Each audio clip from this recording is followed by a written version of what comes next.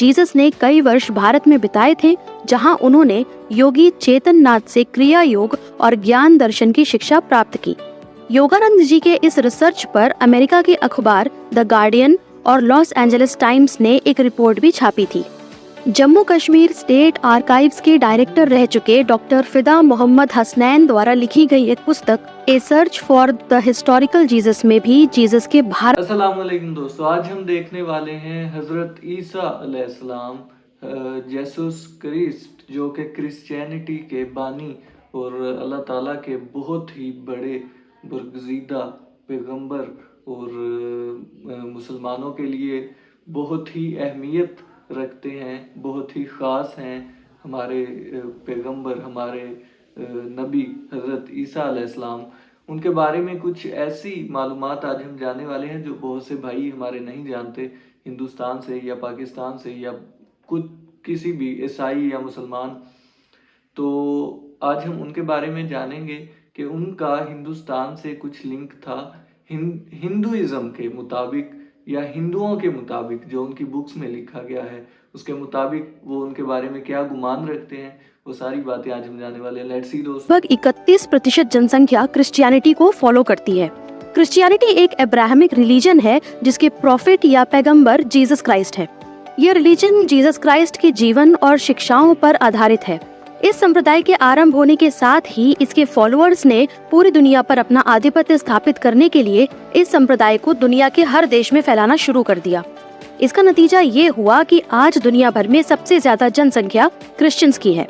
भारत में इससे अछूता नहीं रहा और पिछले 200 सालों में अंग्रेजी शासन के दौरान और आजादी के बाद भी धर्म परिवर्तन जारी रहा। हिंदुओं को क्रिश्चियनिटी में कन्वर्ट करने का ये काम करने में अल्बानिया से आई नन मैरी टेरेसा का बहुत बड़ा हाथ है। ये वही कैथोलिक नन है जिसको हम सब मदर टेरेसा के नाम से जानते हैं। इसने अपनी संस्था मिशनरीज ऑफ चैरिटी के माध्यम से समाज सेवा की आड़ में बड़े स्तर पर धर्म परिवर्तन किए। अपनी इस तथाकथित समाज सेवा के लिए टेरेसा को 1979 में शांति का नोबेल पुरस्कार भी मिला। पिछले 2000 सालों में जीसस क्राइस्ट के नाम पर बड़े स्तर पर धर्मांतरण का कार्य किया गया। पर आज इस वीडियो में हम कुछ ऐसे तथ्यों पर बात करेंगे जो ये सिद्ध करते हैं कि जीसस क्राइस्ट स्वयं सनातन धर्म की शिक्षा लेने भारत आए थे और अपने जीवन के लगभग 17 वर्ष उन्होंने भारत में बिताए थे। इस दौरान उन्होंने भारतीय दर्शन और योग की शिक्षा भी प्राप्त की थी और वे भगवान कृष्ण के बड़े भक्त बन गए थे। बहुत से लोग इस बात को मानने से इनकार करेंगे कि ईसा मसीह का भारत से कोई संबंध है, लेकिन इस वीडियो में हम उन सभी घटनाओं पर चर्चा करेंगे जिनका विवरण कई पश्चिमी विद्वानों ने स्वयं अपनी पुस्तकों में दिया है। वीडियो शुरू करने से पहले चैनल को सब्सक्राइब करके बेल नोटिफिकेशन ऑन कर लें। बाइबल के न्यू टेस्टामेंट के अनुसार जीसस का जन्म बेथेलम में हुआ था, जो आज पैलेस्टाइन यानी फलस्तीन में है। 12 वर्ष की आयु तक उनके बारे में बाइबल में वर्णन मिलता है। उसके बाद वो 30 साल की आयु में यरूशलेम लौटे, जहां वे लोगों को धार्मिक शिक्षा देने लगे और 33 वर्ष की आयु में उनको क्रूस पर लटका दिया गया। लेकिन 13 वर्ष से लेकर 30 वर्ष तक की आयु में जीसस कहाँ थे, इसके बारे में न्यू टेस्टामेंट में कोई उल्लेख नहीं है। ये काफी हैरानी की बात है, क्योंकि जिस बाइबल में जीसस की जीवन और उनकी शिक्षाओं का पूरा वर्णन मिलता है, उस बाइबल में जीसस के जीवन के 17 वर्ष का वर्णन क्यों नहीं किया गया। जीसस के जीवन के इन रहस्यमयी 17 वर्षों को ईसाई साइलेंट ईयर्स या मिसिंग ईयर्स भी कहते हैं। ऐसे कई लिखित प्रमाण मिले हैं जो ये सिद्ध करते हैं कि अपने जीवन के इन 17 वर्षों में जीसस भारत में रह रहे थे।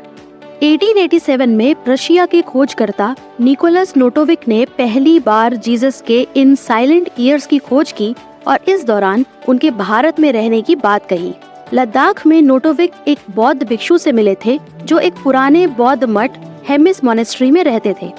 उस भिक्षु ने नोटोविक को एक ऐसे संत के बारे में बताया था जिसका नाम ईसा था।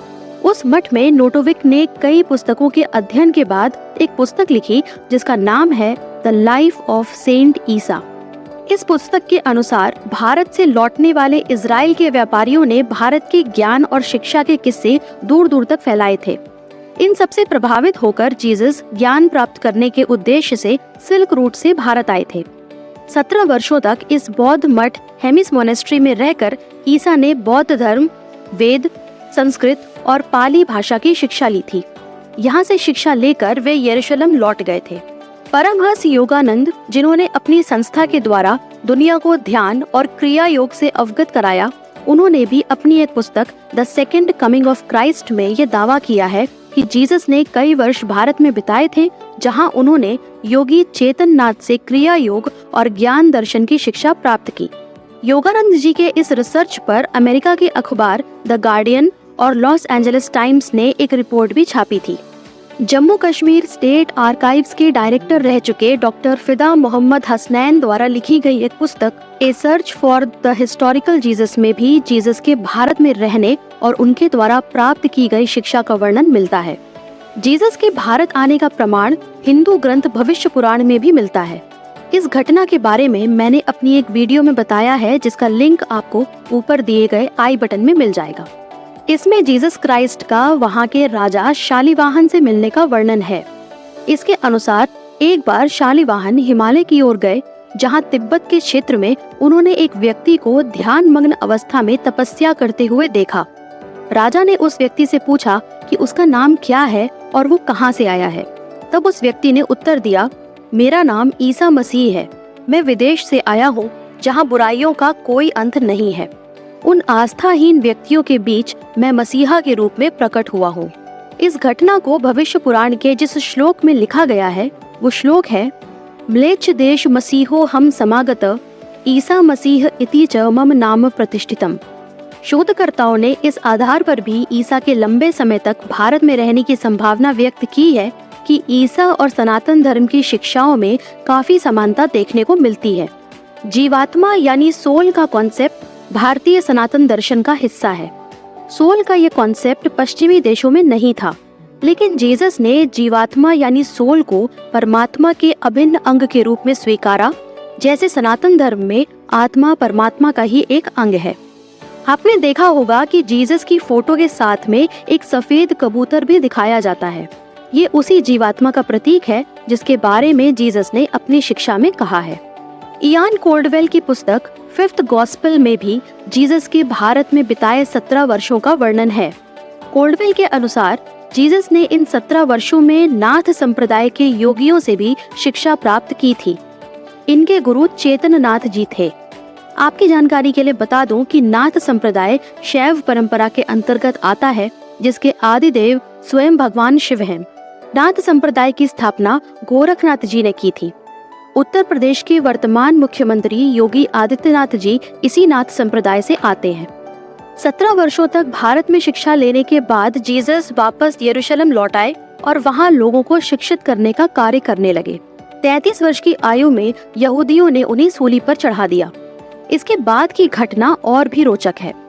सूली पर चढ़ाने के बाद ईसा मसीह को मरा हुआ मानकर उनको दफना दिया गया, पर वास्तव में जीसस ने अपने प्राण को सहस्त्रार चक्र में चढ़ा लिया था, जो कि समाधि का उच्चतम स्तर है। जीसस की मृत्यु नहीं हुई थी। जीसस के गुरु चेतन नाथ ने ध्यान के माध्यम से देखा कि जीसस को जीवित ही दफना दिया गया है, तो वह हिमालय से अपने सूक्ष्म शरीर के द्वारा यरूशलेम पहुँचे, जहाँ उन्होंने जीसस को उस कब्र से निकाला, उनके घावों को ठीक किया और उन्हें वापस अपने साथ भारत ले आए। जीसस ने अपने जीवन के बाकी वर्ष भारत में बिताए और अपना नाम ईसा नाथ रख लिया। दिए गए प्रमाणों के अनुसार ईसा मसीह ने अपने प्राण कश्मीर के पहलगाम में त्यागे थे। यहाँ ईसा का मकबरा भी है, जहाँ उनकी कब्र आज भी मौजूद है। इस मकबरे का नाम रोज़ाबल है। BBC की एक documentary hidden story of Jesus में रोज़ाबल की कब्र और उससे जुड़े इतिहास पर चर्चा की गई है। कुछ लोगों का कहना है कि ये कब्र इस्लामिक उपदेशक हजरत यूसा आसिफ की है। हालांकि अधिकतर स्थानीय लोगों के अनुसार ये कब्र ईसा मसीह की ही है।